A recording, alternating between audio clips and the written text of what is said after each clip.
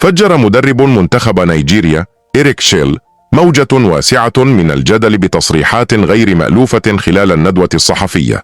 فبدل الحديث عن الثقة والطموح اعترف بإرهاق لاعبيه، وألمح إلى التخلي عن الاستحواذ وترك زمام المبادرة بالكامل للمنتخب المغربي، مع الاكتفاء بدفاع منخفض وانتظار الأخطاء.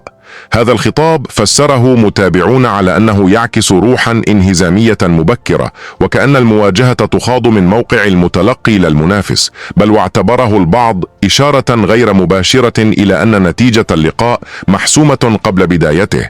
كما أعادت هذه التصريحات إلى الواجهة حالة القلق التي باتت ترافق مواجهة المنتخب المغربي، حيث يرى بعض المتابعين أن عددا من خصومه يدخلون المباريات وهم مثقلون بتخوفات تتجاوز المستطيل الأخضر، بين حديث عن كواليس وضغوط وتوجس من تلاعب محتمل أو قرارات تحكيمية مثيرة للجدل، وهو ما ينعكس أحيانا على الخطاب الفني قبل انطلاق المباريات.